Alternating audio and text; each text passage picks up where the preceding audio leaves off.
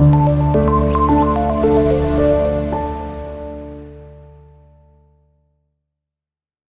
वालेकुम स्टूडेंट्स, कैसे हैं आप सब। उम्मीद है आप सब खैरियत से होंगे। आज हमारे पास यूनिट नंबर 5 का टॉपिक है role of transport system in internal and international trade. जो आपकी लोकल ट्रेड है, जो इंटरनल ट्रेड है, लोकल ट्रेड जो मुल्क के अंदर होती है, उसका इंटरनेशनल ट्रेड का, और इन दोनों का क्या लिंक है ट्रांसपोर्ट सिस्टम के साथ। इसका क्या, ट्रांसपोर्ट सिस्टम का क्या रोल है, वो क्या किरदार अदा करता है, उसके बारे में पढ़ेंगे। जैसे कि आप सब जानते हैं कि हमारे पास किसी भी चीज़ को एक जगह से दूसरी जगह लेके आने जाने के लिए सबसे अहम किरदार जो अदा किया जाता है वो ट्रांसपोर्ट सिस्टम का किया जाता है। अब ट्रांसपोर्ट सिस्टम में हमारे पास 3 सिस्टम आते हैं, लैंड, एयर एंड वाटर। ये तीनों सिस्टम आते हैं, ये तीनों अपनी अपनी जगह पर अपना अपना रोल प्ले कर रहे हैं। फॉर एग्जाम्पल, जैसे हम ले लें कि अगर लोकल मार्केट ले लें हम, इंटरनल ट्रेड, लोकल मार्केट में भी चीज़ें जो कि आसानी से पहुंच सकती हैं दूसरे कस्टमर्स तक या लोगों तक, तो वो हमारे पास ट्रांसपोर्टेशन के इजी होने की वजह से, इजीली अवेलेबल होने की वजह से, फ्लेक्सिबल होने की वजह से होता है। सबसे पहले इसमें आ जाएगा कि हमारे पास जो लोकल और इंटरनेशनल ट्रेड है, ट्रांसपोर्ट सिस्टम की वजह से, थ्रू ट्रांसपोर्ट सिस्टम की वजह से local and international trade link each other, मतलब वो एक दूसरे से लिंक करते हैं, इंटरेक्ट करते हैं एक दूसरे से और इजीली अवेलेबल होती है। उसके अलावा इसमें आ जाता है कि बहुत सारे जो डिपार्टमेंट होते हैं, डिफरेंट सेक्टर्स के डिपार्टमेंट, जैसे एग्रीकल्चर हो गया, इंडस्ट्रियल हो गया, फूड डिपार्टमेंट हो गया, ये सारे आपस में लिंक करते हैं। इट ऑल्सो कनेक्ट मैनी और various inter departments.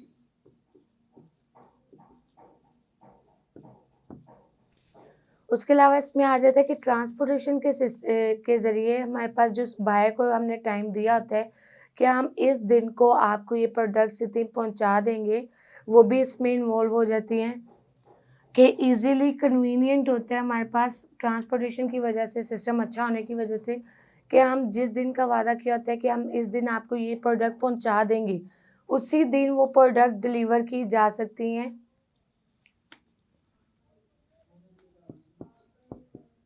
Deliver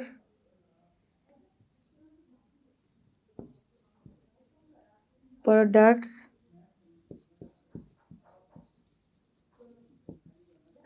on time.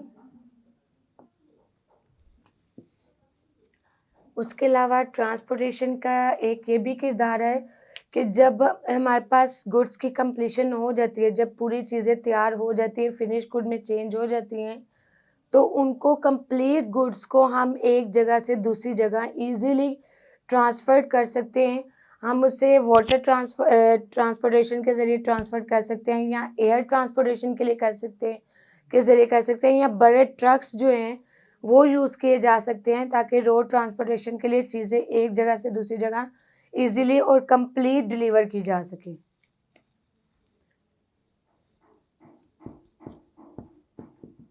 Convenient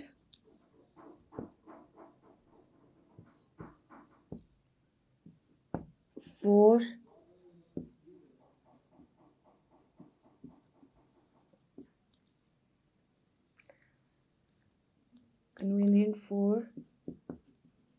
transport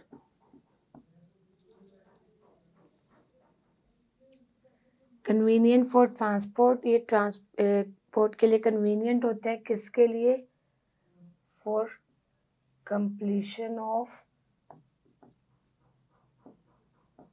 products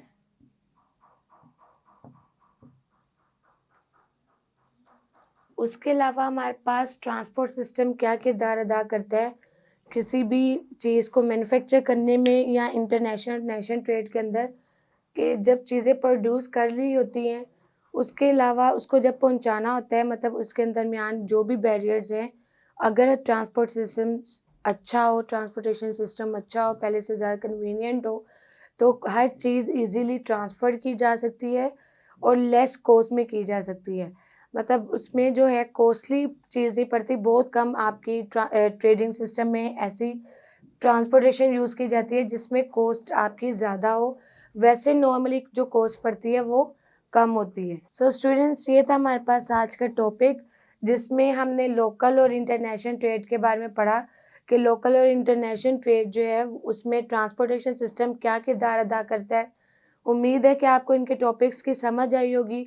अगर किसी पॉइंट या किसी चीज़ की समझ ना आई हो तो कमेंट बॉक्स में ज़रूर पूछिएगा। फिर मुलाकात होगी न्यू टॉपिक के साथ।